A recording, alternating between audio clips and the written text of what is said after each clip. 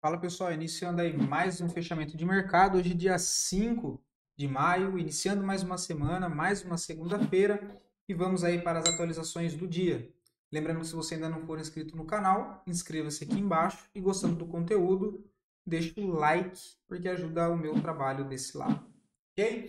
Partindo direto para o gráfico, tá pessoal? Ibovespa hoje uma queda um pouco mais forte, de 1,22, mas aquela queda de correção por enquanto normal, né? A gente tinha comentado que na semana retrasada que já era a possibilidade de uma correção para baixo, que não foi o que aconteceu, né? Ele ficou aqui naquela correção lateral e hoje entra uma correção um pouco mais para baixo, correção super normal. Mesmo assim, a gente vê que ele não testa nem a cabeça do pivô aqui anterior. Ele vem de uma pernada de alta para romper um ponto de resistência que é importante. Consegue romper, só que já tem outro ponto importante que é o topo histórico, então tem bastante resistência nessa região. E é normal ele fazer uma correção, tentar formar mais um fundo ascendente para depois tentar uma perna de alta. Detalhe que para essa semana temos mais resultados para sair das empresas, então tomem cuidado com os balanços, não queiram operar notícia, opera gráfico. E eu comentei com vocês no vídeo de sábado, pessoal. Para essa semana eu não achei nada interessante na nossa bolsa. Acredito que é o momento ali dos papéis corrigirem. Foi isso que eu falei no vídeo de sábado. Então atenção, não sai montando posição. Trouxe dois ou três ativos só, assim, tá mais ou menos, mas deixa corrigir, que foi o que aconteceu hoje. A maioria dos papéis iniciaram um processo de correção, que inclusive uma correção saudável, até para dar novas oportunidades, para nós conseguirmos montar novas operações. Beleza? Então, de novo, uma semana um pouco mais tranquila, tá? A gente pode imaginar o Ibovespa voltar a testar até média móvel de 20, quem sabe um pouquinho mais para baixo, contando as correções aí das ações, tá? Deixa eu só destravar aqui que tem minha média de 50 e a 200, né? Que a gente estava em live, eu acabei tirando. Vamos ver. O dólar também está muito fraco, pessoal.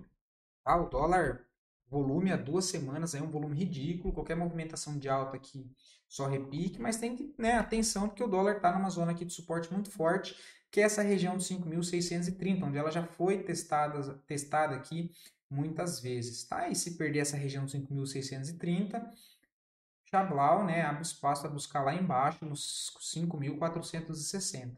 Mas por enquanto, uma semana ainda bem murcha, com os papéis corrigindo. Partindo lá fora, mesma situação, não muda nada. S&P não consegue se distanciar de toda essa congestão, né? Apesar dele romper essa linha de tendência de baixa, romper esse topinho aqui de resistência, o ideal, né? A gente vê que não entra pressão compradora, então ele tem que se afastar com vontade dessa região, com barras convincentes compradoras, corrigir e aí sim lançar uma perna para cima. Por enquanto tá esse não chove, não molha, um movimento totalmente complexo, tá? Ainda bem fraco, se a gente vai olhar o volume aqui, olha, um volume muito baixo do S&P, tá? Muito baixo. O Nasdaq, mesma situação, ele rompe, mas não consegue se afastar dessa região, ainda sentindo bastante dificuldade nessa última zona de demanda. E interessante também é que ele consiga se afastar, correção seguida de pivô. Por enquanto, o movimento ainda bem fraco, tá? Dos índices americanos. Situação complicada lá, né? O petróleo Brent voltou a revisitar aquela zona de suporte, né? Então, deixa eu tirar essa região daqui, olha, o suporte é mais para baixo, no 58,40, né? Ela tentou furar em duas vezes, está nessa zona. Perdeu 57, abre espaço para buscar 55. Minério de ferro também está bem travado, está com cara de uma correção, vamos ver se tem a média aqui, olha. Uma cara de topo descendente para lançar mais uma perna de baixo, tá? Lá para a região dos 86. A cabeça não tá muito boa não, tá só falhando, né? Foda. DXY ainda segue travado aqui nessa congestão, movimento de pullback, o DAX voltou a subir em linha reta, que doideira de gráfico, né? Aqui não tem nada, né, pessoal? É isso que eu falo, subiu muito? Subiu muito. Deu contexto de entrada? Para mim, nenhum, né? Subiu em linha reta, olha, um gap. O Hang Seng quase fechando o gap, né? Tem um gapzinho aqui para ser fechado, não tem nada agora para fazer. Bolsa da Rússia volta a cair desde que deixou esse sinal de topo, marcou topo descendente, né? Topo mais baixo, voltando para testar fundo. Perdeu 2.595, abre espaço para voltar para 2.400. Dow Jones, assim como S&P e Nasdaq, também muito fraco, não consegue nem romper a linha de tendência de baixa nesse caso. O ouro segue corrigindo e olha lá, Que interessante. O que a gente estava mapeando no ouro, pessoal? Essa correção, quais eram os pontos para ficar atento no ouro? Exatamente quando ele se aproximasse já da média móvel de 20 e já desse sinal de retomada. Teria possibilidade, seria interessante, inclusive, se ele voltasse um pouco mais aqui para baixo para testar essa resistência que ficou para trás do antigo topo, né, da cabeça do pivô, que ainda não foi testado, mas ele marca possibilidade de fundo ascendente um pouco mais para cima. Deixa uma barra aqui, vamos ver se entrou volume. Não marca o volume aqui no TradingView do ouro. Mais uma barra bem bonita, indicando a possibilidade de retomada de alta. Tá? Então o ouro aí, bastante atenção, olha, fechou com uma barra bem bonita. Tá?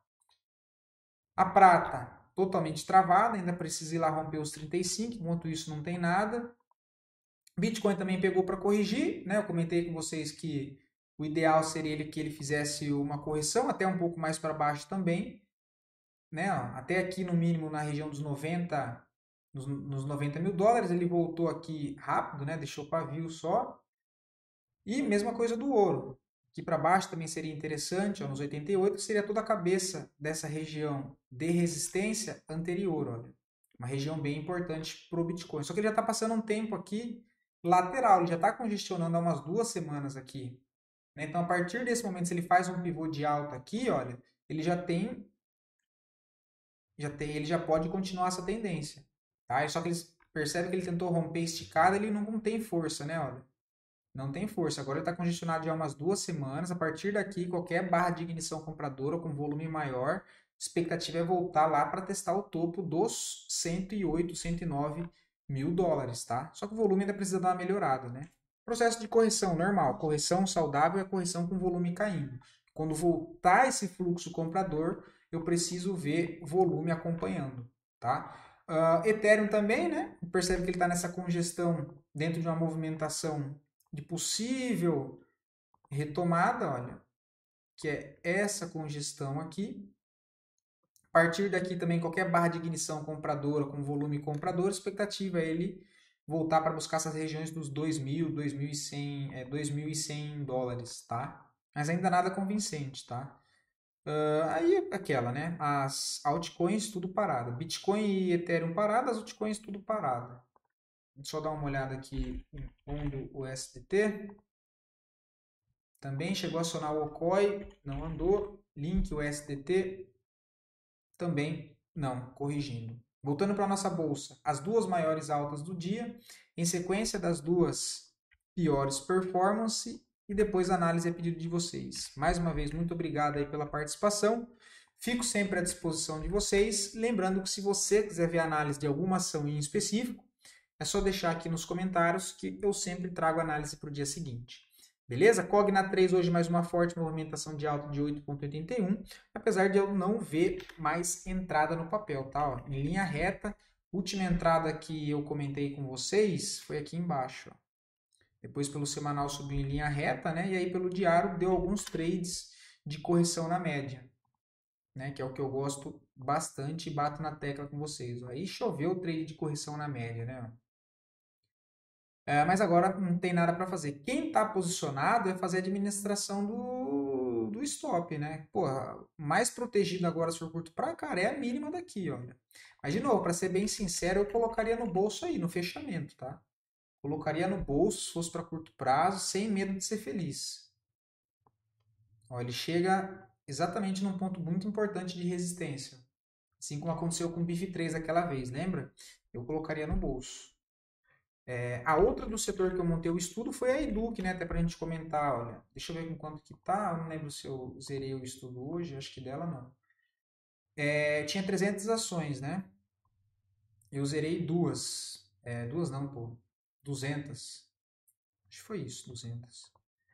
E tá com 35%.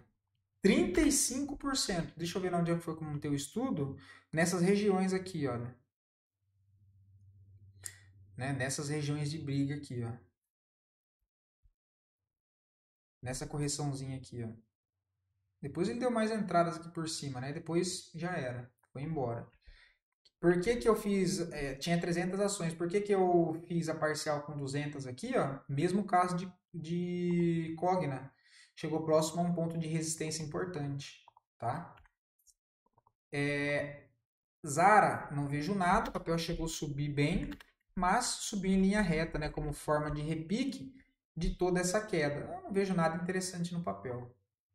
Mglu, não vejo nada também, o papel voltou a ficar fraco, chegou a ganhar força e agora montou essa congestão, tem uma linha de tendência de alta no curto prazo aqui, tem que ficar atento nessa região, mas não é um papel que me chama atenção não, pelo menos não nesse momento. Brasfoods, destaque também de queda, caiu hoje 4,5%, uma queda forte, tá?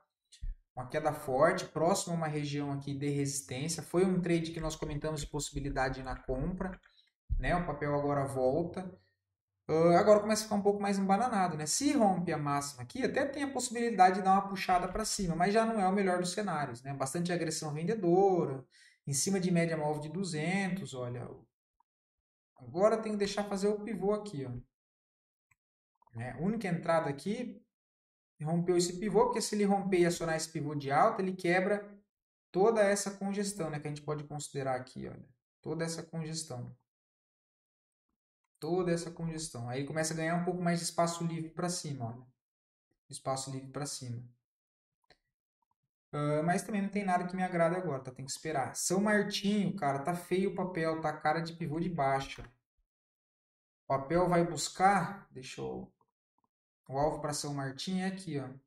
17,54. E indo em linha com a nossa live que fizemos hoje, que inclusive está salvo aqui no canal, na aba de ao vivo.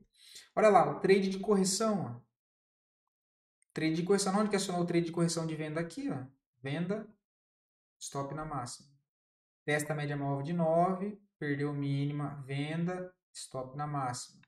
Só que aqui não está tão interessante porque o alvo já está um pouco logo abaixo. Então, no risco que o alvo, basicamente, dessa primeira dificuldade tem 1 para 1. E esses contextos já não me agradam muito.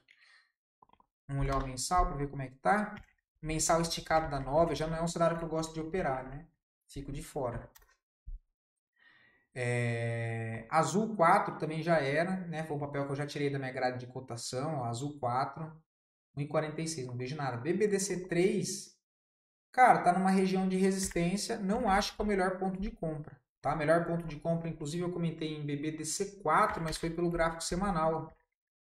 Foi aqui, olha. Também indo em linha com a nossa live de hoje, o trade de correção. Ó. O stop é 6,74, que chegou a puxar 8%, dá para fazer uma saída parcial, até porque tem média móvel de 200 aqui. E subiu o stop para o preço de entrada, considerando que é a entrada de curto prazo. Tá? Esse foi o melhor ponto de entrada que eu vi. Nesse momento, não vejo nada. Para eu pensar em algo em Bradesco, ela precisa congestionar mais um tempo aqui. Tá? Mas eu gostaria de ver de fato mesmo ela fazer isso aqui, né? Ó. Vem mais para baixo aqui. Quem sabe até voltar a testar aqui, ó. Essa região. E aí depois, né? Seria um movimento completo, seria isso aqui, ó. Nesse momento não vejo mais nada para fazer. Beleza? Deixa eu ver se tem mais alguma coisa interessante para comentar. Não, cara, todos os papéis que nós comentamos no vídeo de sábado, todos estão corrigindo. Todos. Todos. Uns mais, uns menos, mas todos estão corrigindo. Tá? Então, de novo, bastante atenção. Uma semana em si de atenção, resultados para sair. Tá? Vou ver com o Sérgio se tiver alguma coisa interessante. Não vou prometer ainda, tá? Eu vou olhar ali com os resultados, mas vou ver com o Sérgio se a gente consegue fazer outra live com esses últimos resultados que tem para sair. Se tem alguma coisa interessante, tanto negativo quanto positivo, para nós comentarmos. E a gente marca de fazer outra live ainda esse mês. Beleza? Já que vocês gostaram, tá? Mas é isso, tá, pessoal? A maioria dos papéis corrigindo, bastante cautela. Principalmente para quem conseguiu pegar boas operações nessa forte movimentação de alta, que foi o caso nosso aqui, né, da Capitalismo da nossa carteira fechada. E até com os estudos educacionais aqui dos vídeos, acredito que vocês tenham conseguido aproveitar bastante. Pelo menos esse foi o meu intuito, conseguir trazer a leitura para vocês, para que vocês tomassem as melhores decisões possíveis, tanto de montar a posição, quanto da questão de fazer o gerenciamento, né, o pós-trade, que é você gerenciar aquela posição. Então, eu espero poder ter ajudado vocês, né?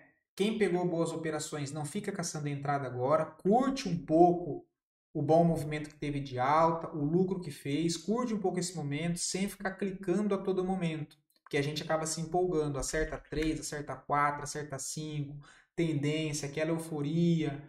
Deixa corrigir, calma, não fica querendo operar contra a tendência, querer ficar montando venda, deixa o movimento andar, deixa o mercado se acertar e aí depois você começa a tomar decisões mais racionalmente, beleza? Senão você pega um mês bom, direcional, acerta ali, pega boas operações. O mercado começa a ficar um pouco cansado, um pouco exausto, e você, para não ficar sem operar porque você está ali, né, naquela euforia, você começa a querer montar posições de contratendência, querer caçar a entrada, igual eu falei, em contextos interessantes de gráfico diário, mas o gráfico semanal não está alinhado, está cansado. Você começa a perceber que o movimento está cansado para quem opera a curto prazo. Então eu fico cauteloso para montar posições no gráfico diário, mesmo que no diário me dê compra, me dê venda. Se o semanal não estiver alinhado, depois já de uma forte movimentação, eu começo a tirar o pé do acelerador, ficar ainda mais atento nisso, para ser o mais racional possível. Beleza? Senão você ganha muito quando o mercado te entrega um movimento direcional com fluxo, e quando o movimento cansa e você fica caçando entrada, querendo operar contra a tendência, você devolve tudo que você fez no lucro. Aí você está sempre no 0 a 0. Então, calma, paciência, relaxa, deixa corrigir. Não tem problema ficar 1, 2 semanas sem operar, mas deixa o mercado reagir, deixa ele formar o que tem que formar e quando der algo novamente, sinalizar volta de fluxo, movimentos direcionais, tempos gráficos alinhados, voltamos a tomar risco. Beleza? Tem que ser também inteligente nessa questão de paciência, que é a parte mais difícil, tá, pessoal?